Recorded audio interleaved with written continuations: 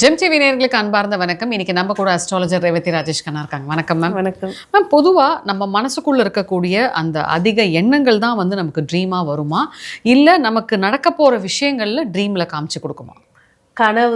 கனவுன்னு அப்படின்னு சொல்லும்போது பார்த்தீங்கன்னா, ஒரு ஜாதகத்தில் 12ஆம் பாவம் தான் கனவு. ஏன்னா 12ஆம் பாவம் தான் தூக்கத்துடைய ஆழ்நிலையை பற்றி பேசக்கூடியது. அதே போல் கனவுக்கான கிரகம் அப்படின்னு பார்த்தீங்கன்னா சூரியன் தான். ஸோ ஒரு ஜாதகத்தில் லக்னத்தில் சூரியன் இருக்குன்னா அதீத கற்பனை, தன்னை பற்றி அதீத கற்பனை உள்ளவங்களாக இருப்பாங்க, தற்பெருமை பேசக்கூடியவங்களாக இருப்பாங்க, புகழுக்கு அடிமையாக இருப்பாங்க. ஸோ இந்த சூரியன் அப்படிங்கிறது எந்த பாவத்தில் இருக்கோ அது சார்ந்த கற்பனையும் தற்பெருமையும் தான் ஒரு மனிதனுக்கு அதிகமாக இருக்கும். இதான் சூட்சம விதி. 12ஆம் பாவம் அப்படின்னு சொல்லக்கூடியது வந்து நம்மளுடைய ஆழ்நிலை தூக்கம்.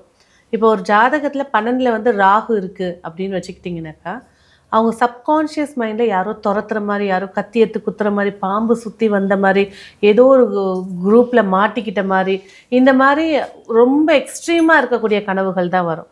இதே வந்து ஒரு ஜாதகத்தில் 5ஆம் பாவத்தோட சூரியன் சம்மந்தப்பட்டுச்சு அப்படின்னா இன்ட்யூஷனான கனவுகள் வரும். ஸோ அவங்க சொல்லக்கூடிய விஷயங்கள் கரெக்டாக இருக்கும். இப்போ நம்ம ஜாதகம் பார்க்கும்போது பாப்பா ஏதாவது சொன்னுச்சுன்னா கேளுங்க, எச்சரிக்கையாக சொன்னிச்சுன்னா பார்த்து இருங்க. இதே ஒரு ஜாதகத்தில் வந்து 8, 12ஓட கனெக்ட் ஆச்சு அப்படின்னாக்கா, இல்லைங்க இந்த கனவுகள்லாம் தற்காலிகமாக வரக்கூடியது தான், இதை இம்பார்ட்டன்ஸ் கொடுக்காதீங்க. இப்போ நான் இந்த இடத்துல உட்காந்து உங்ககிட்ட பேசியிருக்கேன், நான் ஆள் மனசு ரீதியாக உங்களை நான் ரொம்ப உன்னித்து கவனிச்சிட்டேன் அப்படின்னா இன்றைக்கி நான் தூங்கும்போது உங்ககிட்ட பேசுகிற மாதிரியோ இல்லை உங்கள் கூட வாக் போகிற மாதிரியோ இந்த மாதிரி கனவுகள் தான் வரும். அதே போல் இதை பிரசனமாகவும் சொல்லலாம். டிரான்சிட்டில் வந்து இப்போ பிரசனம் போடும்போது வெத்தலை பிரசனம் எடுத்து போடுறோம், ஒரு சோழி பிரசனம் எடுத்து போடுறோன்னா இந்த மாதிரி கனவுகள் உங்களுக்கு வந்துச்சா அப்படின்னா அவங்க ஆமான்னு சொல்லுவாங்க. ஏன்னா சில கனவுகள் எச்சரிக்கையை கொடுக்கும். சில பேர் சொல்லுவாங்க, எங்கள் அப்பா கனவுல வந்துட்டு போயிட்டாரு, அப்போ எங்கள் அப்பாவோட சாவு நாள், இறந்த நாள் வருது, தர்ப்பண நாள் வருது, நினைவூட்டிட்டு போவார், வருஷம் வருஷம் நினைவூட்டுவார். இந்த வருஷம் நினைவூட்டலை, இந்த வருஷம் உங்களுக்கு அதோட ஞாபகம் இல்லை. அதான் அங்கே இருக்கக்கூடிய விஷயம். சிலர் வந்து பேசும்போதே அடுத்த மாதம் இல்லை அம்மாவுக்கு தர்ப்பணம் வருது அப்படின்னு பேசும்போது கண்டிப்பாக 10 நாளில் அந்த கனவு வரும். ஏன்னா எல்லா விஷயமும் நம்மளுடைய சப்கான்ஷியஸில் ரிஜிஸ்டர் ஆகிருக்கும். அந்த ரிஜிஸ்டர் வந்து ஒரு சில விஷயத்தில் வியூவாக காட்டும் கனவுல. கனவு உண்மையான உண்மை தான், அது நடக்குமா நடக்காதா அப்படிங்கிறது அந்த ஜாதகத்தில் இருக்க கிரக நிலையை வச்சு. சில பேர் சொல்லுவாங்க கோயிலோட அந்த கலசம் இல்லை அந்த உச்சி இதெல்லாம் வந்து கனவுல வருதுன்னு. இது நல்லதா? எப்படி? அது நல்ல விஷயம்தான். கலசம் அப்படிங்கிறது எங்கெங்கே வைப்போம்? கல்யாணத்தில் வைப்போம், கோவில் கும்பாபிஷேகத்தில் வைப்போம், பெரிய விழாக்களில் வைப்போம். அப்போ கலசத்தை ஒருத்தர் கனவுல காண்றாங்க அப்படின்னா ஒரு புதிய முயற்சி வெற்றி ஏற்படுத்தி தரப்போகுது, உங்களுக்கான அடுத்த நிலையை நோக்கி செல்ல போகிறீங்கன்னு அர்த்தம். ஓகே, இப்போது 2 விஷயமா பிரிச்சுக்கலாம். சில பேர் வந்து ட்ரீம் வந்து சில பேருக்கு உண்மையாலுமே நடக்க போகிறது வந்து காமிச்சு கொடுக்கும். அது வந்து ஒரு விதமான இதாக. சில பேர் வந்து அவங்களா ஓவராக நினச்சிக்கிட்டு அவங்களுக்கு ட்ரீம் வரும். இது எப்படி வந்து நீங்கள் பிரிப்பீங்க? அதுதான் சொன்னேன், 5ஆம் பாவத்தோட சூரியனும் 12ஆம் அதிபதியும் தொடர்பு இருந்துச்சுன்னா அவங்களுக்கு வரக்கூடிய கனவு கண்டிப்பாக இன்ட்யூஷன் சார்ந்த விஷயங்கள். அவங்க சொல்கிறது கண்டிப்பாக நடக்கும். அவங்க முன்னாடி நான் இந்த மாதிரி பார்த்தேன்.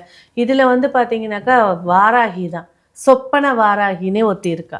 அந்த வாராகியோட மந்திரத்தை ஒழுங்காக உச்சாரணம் பண்ணி ப்ரேயர் பண்ணாங்கன்னா அவங்க கனவுல அந்த வாராகி வந்து நடக்க போகிற விஷயத்த சொல்லுறதாக கண்டிப்பாக இருக்குது. இதில் வந்து உபாசனையில் இருக்கக்கூடிய வாராகி உபாசனைகள் எல்லாருக்குமே இது தெரியும். அஷ்ட வாராகிகளில் சொப்பன வாராகினே ஒருத்தி இருக்கா. ஸோ அவங்களோட மந்திரத்தை ஜபகங்கள் செய்யும் போது, அதுவும் 5ஆம் பாவம் பலமாக இருந்து செஞ்சாதான், இல்லாத போது 10ஓட 11 தான் அந்த மந்திரங்கள் எல்லாம். உங்களோட உச்சரிப்பு சரியாக இருக்கணும். அதே போல் கனவுகள் அப்படின்னு எடுக்கும்போது பார்த்தீங்கன்னாக்கா அவங்களுடைய ஆள் மனசில் இருக்கக்கூடிய வியூ தான். இப்போ ஒரு குழந்தைய பாருங்கள், பிறந்த குழந்தை சிரிச்சுக்கிட்டே இருக்கும், சில நேரத்தில் அழுதுகிட்டே இருக்கும். உடனே என்ன சொல்லுவாங்கன்னா, முனியாண்டி வந்து மிரட்டிட்டு போயிட்டான், சாமி வந்து கிள்ளிட்டு போயிடுச்சு, துர்சக்தி வந்துட்டு போயிடுச்சு. அதெல்லாம் கிடையாது. அந்த குழந்தை வயிற்றில் இருக்கும்போது அவங்க அம்மா எந்த விஷயத்துக்கெல்லாம் ரொம்ப இம்ப்ரெஸ் ஆனாங்களோ அந்த நபர்கள் வரும்போது அந்த குழந்தை சிரிக்கும். யாரெல்லாம் ரொம்ப வெறுத்து உறங்குனாங்களோ அவங்க வரும்போது அந்த குழந்தை அழுவும். இது சயின்ஸாகவே ப்ரூஃப் ஆகிருக்கு. ஸோ அப்போ வந்து இது கனவுல தூக்கத்தில் ஒரு குழந்தை அழுவுது அப்படின்னாக்கா அந்த கால நேரங்கள் அப்படின்னு ஒன்று இருக்கும். அந்த டைமிங்கில் இவங்க அம்மா எந்த மாதிரி விஷயங்களை யோசிச்சாங்களோ அதுதான் அது செய்யும். அதுதான் அப்பனை மாதிரியே செய்து பாரு, அம்மாவை மாதிரியே செய்து பாரு, இல்லை இது அவங்க தாத்தா மாதிரியே நடக்குது பாரு. ஏன்னா ராகு கேது வந்து, ராகு தந்தை வழிபாட்டினார், கேது வந்து தாய் வழிபாட்டினார்.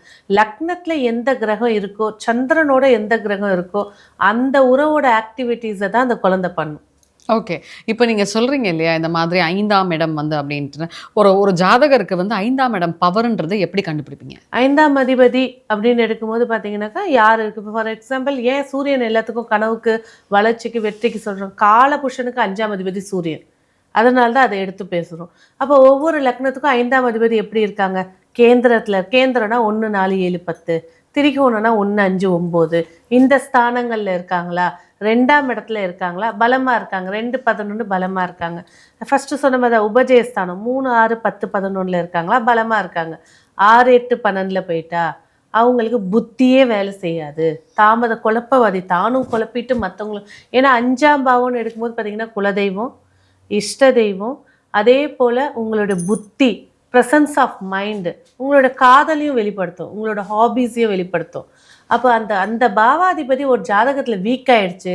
6, 8, 12ல போயிடுச்சு. பாதகம், மாரகம், திதி சூனியம் இந்த மாரி ஸ்தானங்கள்ல போய் உட்கார்ந்துருச்சு அப்படின்னா, ஒரு முடிவு எடுக்கிறதுக்கு 10 நாள் ஆகும். ம். அத ஷார்ட்டா சொல்லணும்னா, ரகுவரன் சார் மாரி ஐ நோ தான் வரும் அங்க ஆன்சர். வேற எதுவுமே வராது. அந்த மாரி இருக்கக்கூடிய ஜாதகத்துக்கு குலதெய்வத்தோட வழிபாடு மட்டும் தான் வழி நடத்திட்டு போகும். ஸோ வாழ்நாள் முழுக்க யாராவது ஒருத்தரை சார்ந்து தான் அந்த குழந்தை வாழும். தன்னால தனித்த ஒரு முடிவை எடுக்க தெரியாது. ஓகே. இப்போ வந்து ட்ரீம்ல வந்துட்டு இந்த மாரி விஷயங்கள்லாம் வரக்கூடாது அப்படின்னா, அது என்னென்ன விஷயங்கள்? கண்டிப்பா பாம்பு துரத்துறது. பாம்பு கடிச்சிருச்சுன்னா பெஸ்ட்டு. நல்ல விஷயம். பழிய தீர்த்துட்டு போயிடுச்சு அப்படின்னு சொல்லுவாங்க. ஆனா பாம்புன்றது வந்து பார்த்தீங்கன்னா, ஃபர்ஸ்ட்டு விஷயம் நம்மளுடைய மூதாதையரோட ஜீன் தான். மெடிக்கல்லே வந்து பார்த்தீங்கன்னா 2 பாம்பு பின்னிட்டு இருக்க மாரி தான் இருக்கும். ஏதோ ஒரு விஷயம் உங்கள முன் ஜென்மத்திலேருந்து தொரத்திட்டு இருக்குன்னு அர்த்தம். ஸோ பாம்புல கனவுல வர்றது வந்து நல்ல விஷயங்கள் கிடையாது. யானைய பார்க்குறது, கஜத்த பார்க்குறது வெற்றியை ஏற்படுத்தி குடுக்கும். மயில பார்க்குறது இடமாற்றத்தை ஏற்படுத்தி குடுக்கும். பறவைகள் எல்லாம் பார்க்கும்போது பார்த்தீங்கன்னா, ஒரு வளர்ச்சி. அது பெஸ்ட்டு. உடனே சொல்லுவாங்க, காக்கானா சனியாச்சே. அத காக்கா, சனி பார்க்குறீங்க அப்படின்னா, உங்களுடைய வாழ்க்கையில ஒரு தெளிவை ஏற்படுத்தி குடுக்க போதுன்னு அர்த்தம். இதில என்ன ஒரு விஷயம் அப்படின்னு பார்த்தீங்கன்னா, ஒரு ரத்தத்த பார்க்குறது, அது நல்ல சைன் கிடையாது. அதேபோல ஒரு திருமண காட்சிகள் பார்க்குறது, அது நல்ல விஷயத்தை ஏற்படுத்தி குடுக்காது. ஒரு பொண்ணு நல்லா அலங்காரமா நின்னுட்டுருக்கா, மகாலட்சுமி தெரியிறான்னுவாங்க, அது கிடையாது. அதெல்லாம் வந்து நெகட்டிவ் சைன்ஸ தான் ஏற்படுத்தி குடுக்கும். ஓகே. இப்ப சில பேர் சொல்லுவாங்க இல்லையா, இந்த மாதிரி வந்து ஏதோ ஒரு இடத்துல போய் சிக்கிக்கிட்டேன், மாட்டிக்கிட்டேன், கும்பல்ல சிக்கிக்கிட்டேன். அந்த மாரி நான் மாட்ற மாதிரியே இருக்கும். இது வந்து அவங்களுக்கு நடக்க போக போற கெட்டத சுட்டிக்காட்டுதா? இல்ல அவங்க மைண்ட்ல அந்த மாரி எப்ப பாரு ஒரு நெகட்டிவ் தாட்ஸ் இருக்கிறதுனால அதுதான் சொன்னேன் பாருங்க. 5ல ராகு, சனி இருக்கிறவங்க எல்லாம் கூட இருக்கிறவங்களே சந்தேகப்பட்டுட்டு இருப்பாங்க. யாரையும் அவ்வளோ சீக்கிரத்துல நம்ப மாட்டாங்க. கைடன்ஸ்க்கு ஹெல்ப் பண்ண வந்தவங்கள கூட அவாய்ட் பண்ணி விட்டுருவாங்க. அந்த விஷயம் அதாவது இப்ப பேசிட்டு இருந்தோம் பாருங்க, அஷ்டம சனி நடக்குது, ராகு கேது இருக்கு அப்படின்னாலே அவங்க கனவுல இதா வரும். இப்போ ஃபார் எக்ஸாம்பிள் ஒருத்தருக்கு ராகு கேது தசை வருது அப்படின்னாலே எழுதி கொடுத்துடலாம். மரண பயத்தை நேர்ல பார்ப்பாங்க. அதேபோல ஒரு செய்வன பயத்தை நேர்ல பார்ப்பாங்க. அப்ப அது வரைக்கும் செய்வனெல்லாம் இல்லைன்னு உதார விட்டுட்டு இருப்பாங்க. ஆனா 6ல ராகுவோ 8ல ராகுவோ இருந்து ஒரு தசை நடந்துச்சுன்னா, கண்டிப்பா அடுத்து யாரோ செஞ்சுட்டாங்க. நல்லா தான் இருந்தேன், ஏன் இந்த மாரி ஆயிடுச்சுன்னு உள்ளுக்குள்ள அந்த கிரகம் சேஞ்சஸ குடுக்கும். இப்ப நீங்க வெறும் தண்ணி எடுத்து வச்சுக்கோங்க. அதுல வெள்ளை கலர் போடுங்க, வெள்ளை கலர் வரும். சந்திரன்றது மனசு. அந்த வெள்ளை கலர் போட்டிங்கன்னா வெள்ளை கலர் இருக்கும். ப்ளூ கலர் போட்டிங்கன்னா ப்ளூ கலர் தான் இருக்கும். அதுதான் அந்த தசா என்னவோ, அந்த பிளானட் என்னவோ அதை தான் அந்த ஜாதகர் வெளிப்படுத்துவாங்க. சனி அப்படின்ற போது பார்த்தீங்கன்னா, ஃபர்ஸ்ட்டு விஷயம் நான் புராண கதை ரீதியா சொல்றேன். ஜோதிட ரீதியா சொல்றேன்னா, தந்தையால் கைவிடப்பட்டது சனி. தாயால கைவிடப்பட்டது புதன். நம்ம எல்லாருக்கும் புராண கதை தெரியும். சூரியனுக்கு நிழலுக்கும் பிறந்தது தான் சனி பகவானு. சூரியன் பிரகாசம்னா ஆப்போசிட் வந்து சனி நிழலு. புதன் அப்படின்னு சொல்லும்போது குருவுடைய மனைவியோட சந்திர பகவான் இணைஞ்சிட்டனால புதனை வந்து ஒதுக்கப்பட்டாங்க. அப்போ இந்த 2 கிரகமும் வந்து பார்த்தீங்கன்னா, ஒரு ஜாதகத்துல வலுவா இருந்துச்சுன்னா, அவங்க மைண்ட்ல கண்டிப்பா ஆழ் மனசுல ஒரு ஸ்ட்ரெஸ் இருக்கும். அவங்க எப்ப கனவு கண்டாலும் தனித்தா விட்டுட்டேன், எங்கேயோ போயிட்டேன், யாரோ என்ன அடிக்க போறாங்க, யாரோ என்ன கொல்ல போறாங்க, எனக்கு யாரும் இல்ல அப்படின்ற உணர்வை கொடுக்கக்கூடியது இந்த 2 கிரகம். அதுக்கு அடுத்தது ராகு கேது. பிரம்மாண்டம். வெளி உலகத்துல ஒரு ₹100 தான் சம்பளம் இருக்கும். ஆனா, இவங்க கனவு உலகத்துல கோடிக்கணக்குல செலவு பண்ற மாரி இருக்கும். அதுக்காகவே ஏங்கி இந்த மாதிரி தாந்திரிகம், மாந்திரிகத்தை தவறான பாதையை எடுத்துட்டு போயிடுவாங்க. அந்த விஷயங்கள் இந்த 4 கிரகங்கள் பிளானட்ஸ் தான் கனவுல இருக்கக்கூடிய நெகட்டிவ்னஸை ஒருத்தருக்கு எடுத்து காட்டக்கூடியது. இதே குருவா இருக்கட்டும், சுக்கிரனா இருக்கட்டும், சந்திரனா இருக்கட்டும், அப்பப்ப நடக்கக்கூடிய சேஞ்சஸை ஏற்படுத்தி கொடுக்கும். இவங்க எல்லாரையும் அந்த சூரியன் யாரோட இப்போ ஒரு ஜாதகத்துல சூரியன் சனி சாரத்துல இருக்கு கேளுங்க. அம்மன் வந்துட்டா, சூளை எடுத்துட்டு வந்துட்டா, அம்மா உருமிட்டு இருக்கா, எனக்கு உருமுற சத்தம் கேட்டுச்சு, வாசல்லே நிக்கிறா, உள்ள வர மாட்றா. இது ஆன்மீகமா. இதே கொஞ்சம் நல்லா படிச்சவங்க இருக்காங்க அப்படின்னாக்கா, ஏதோ ஒரு விஷயம் எனக்கு நெகட்டிவா பட்டுக்கிட்டே இருக்கு, யாருக்கோ என்னமோ நடக்க போகுது, என்னன்னு தெரியல, ஒரு மாதிரி மனசு சொல்லிக்கிட்டே இருக்கு, கனவும் வந்து இந்த மாதிரி விஷயங்களை பார்த்தேன். ஸோ இது படிச்சவங்களுக்கும் படிக்காது, நம்பிக்கை சார்ந்த விஷயத்துல எதுல அவங்க இன்ட்ரெஸ்டோ அந்த சூரியன் நிக்கிற சாரம் படி வெளிக்காட்டிக்கிட்டே இருக்கும். ஓகே. இப்போ நீங்க சொல்றீங்க இல்லையா, இந்த மாரிலாம் வந்து வெளிக்காட்டும் அப்படின்னு சொல்லிட்டு. சில பேருக்கு வந்து தங்கம், வைரம், வெள்ளி இந்த மாதிரி வந்து ஆர்னமெண்ட்ஸா கனவுல வரும். அந்த மாரி வரலாமா? ரத்தினங்களை கனவுல கண்டாங்க அப்படின்னாக்கா அவங்க கும்புற தெய்வத்துடைய ஆசீர்வாதங்கள் நிறைய இருக்குன்னு அர்த்தம். இதே வந்து இந்த தங்கத்தை பார்க்குறாங்க அப்படின்ற போது எப்பவுமே வந்து பார்த்தீங்கன்னா ஒருத்தர் கனவை வந்து சொல்றாங்கன்னா அவங்களுடைய கோத்திரம், அவங்களுடைய கேஸ்ட்டு, ப்ளஸ் வந்து பார்த்தீங்கன்னாக்கா அவங்களுடைய மதம் எல்லாத்தையும் கேட்டுட்டு தான் சொல்லணும். இப்போ ஒரு முஸ்லீம் வந்து சொல்கிறாங்க, அந்த மாதிரி நான் தங்கத்தை வந்து கனவுல பார்த்தேன், அவங்க மதப்படி தங்கம் வந்து சாத்தான். அப்போ கிறிஸ்டியானிட்டி எடுத்து வச்சுக்கிட்டிங்கன்னா அவங்க இதில் வந்து ஒரு இனத்தினர் வந்து தங்கமே போட மாட்டாங்க. ஆமா. அப்போ அவங்களுக்கு வந்து அது நெகட்டிவ் சைன்.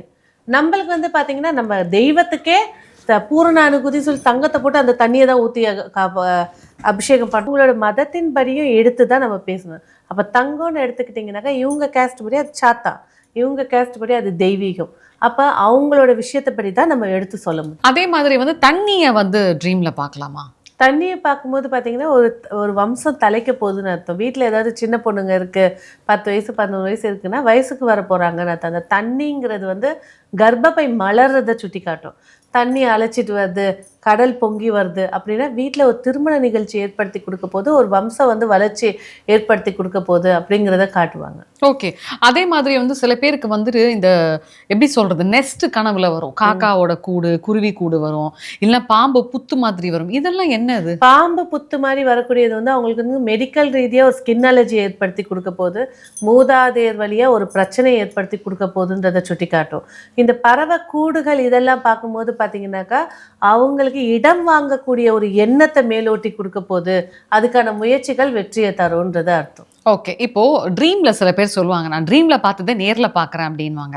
அது எப்படி நீங்க ஒரு அஸ்ட்ராலஜிக்கலா பார்க்குறீங்க? அஸ்ட்ராலஜிக்கலாக பார்க்கும்போது பார்த்தீங்கன்னா ஒரு சிலர் வந்து இப்போ நானே ஒத்துக்கிட்டிங்கனாக்கா இது வரைக்கும் போகாத ஒரு கோயிலுக்கு கூட்டிகிட்டு போகிறாங்க, ஆனால் இந்த கோவில் இது இந்த இடத்துல இருக்கும் அப்படின்னு சொல்லிட்டு போகிறேன், அந்த இடத்துல அது இருக்குது. ஏன்னா என்னோட ஹாரோஸ்கோப்பில் வந்து 5ஆம் பாவத்தோட சூரியனும் சரி இந்த 12ஆம் அதிபதி தொடர்பு இருக்கிறனால இன்ட்யூஷன் பவர்ஸ், அந்த இன்ட்யூஷன் வந்து நம்ம முன் ஜென்மத்தில் போன இடத்துக்கு நம்ம போகும்போது அந்த நினைவுகள் அப்படியே பதிவாகியே இருக்குது ஜாதகத்தில், நம்மளோட சப்கான்ஷியஸ் மைண்ட்லன்னு அர்த்தம்.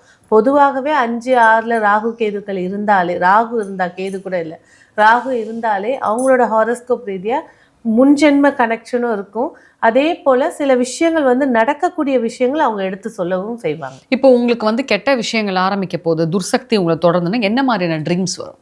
சிலருக்கு வந்து அவங்க இறந்த ஆன்மா வந்து பேசும், எச்சரிக்கையாக இருமா அப்படின்னு சொல்லிட்டு போகும்.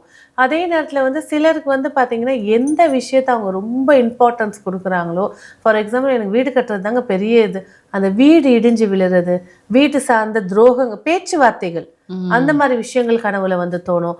அதே போல் வந்து பார்த்தீங்கன்னாக்கா தங்கம் தொலைஞ்சு போயிடுச்சு, நான் கனவுல தொலைஞ்சு போனதை தேடுறேன், கிடைக்கவே மாட்டேங்குது, அழுதுட்டேன், மனசு சங்கடப்பட்டுட்டேன் அப்படின்ட்டாங்கன்னா ஏதோ ஒரு விஷயத்தில் கேர்ஃபுல்லாக இருங்க. தங்கம் ஏதாவது வச்சுருக்கீங்களா, மூழ்கி போதான்னு பாருங்கள், எடுக்க வேண்டியதை எடுங்க, வீட்டில் வந்து நகையை வந்து பாதுகாப்பாக வைங்க. தங்கத்துக்கு ஈக்குவல் தான் பிள்ளைகள், ஏன்னா குருவும் தங்கத்துக்கு தான், குழந்தைங்களும் தங்கத்துக்கு தான். அப்போ கன்சீவாக வீட்டில் யாராவது இருக்காங்களா, பனிக்கூட ஏதாவது வீக்காக இருக்கான்னு பாருங்கள், தண்ணி குடிக்க சொல்லுங்கள், டாக்டர்கிட்ட சின்ன விஷயத்துக்கும் போய் செக் பண்ணி பாருங்கள். இது கர்ப்பிணிகள். இதே தங்கம் தான் வயிறு, அப்போ வயிறு லங்ஸ் சம்மந்தப்பட்டது, லிவர் சம்மந்தப்பட்டது ஏதாவது ப்ராப்ளம் இருக்கா செக் பண்ணிக்கோங்க அப்படிங்கிறதையும். ஏன்னா ஒரு பிளானட்டு உறவாகவும் இருக்கும், பாவமாகவும் இருக்கும், பொருளாகவும் இருக்கும், அதே போல் மிருகமாகவும் இருக்கும். அப்போ இப்போ செவ்வாய் ராகு ஒருத்தர் நாய் தொத்ததுன்னு கனவு காட்டுறாங்கன்னா அப்போ பைரவரை கும்பிடுங்க, பாதுகாப்பை ஏற்படுத்தி, உங்களுக்கு பாதுகாப்பு இல்லைன்னு பைரவர் சொல்கிறாரு. ஏன்னா பைரவரோட வாகனம் வந்து நாய். அதே போல் வந்து பார்த்திங்கன்னா காளமாடு தொத்துச்சுங்க அப்படின்வாங்க, அது சிவனுடைய அம்சம். அப்போ சிவனுடைய அம்சம்ன்றது உங்கள் குலதெய்வத்தை சரியாக நீ எடுத்து கும்பிடல, அந்த மாடு வந்து குத்திருச்சு அப்படின்னாக்கா ஏதோ ஒரு விஷயம் விலகி போயிடுச்சுன்னு, துரத்துது அப்படின்னா உனக்கு எச்சரிக்கை கொடுக்குதுன்னு அர்த்தம். ஓகே. இப்போ பாம்புகள் வந்தா நீங்க சொன்னீங்க, பாம்புகள் வந்து மூதாதையருடைய கர்மா திரும்ப ஸ்டார்ட் ஆகுதுன்னு அர்த்தம். ஐயோ வச்சு செய்ய போகுதுன்னு அர்த்தமா? அதே மாதிரி சில பேருக்கு பூக்கள் வரும், அதெல்லாம் எப்படி? பூக்கள்லாம் பிளஸ்ஸிங்ஸ்.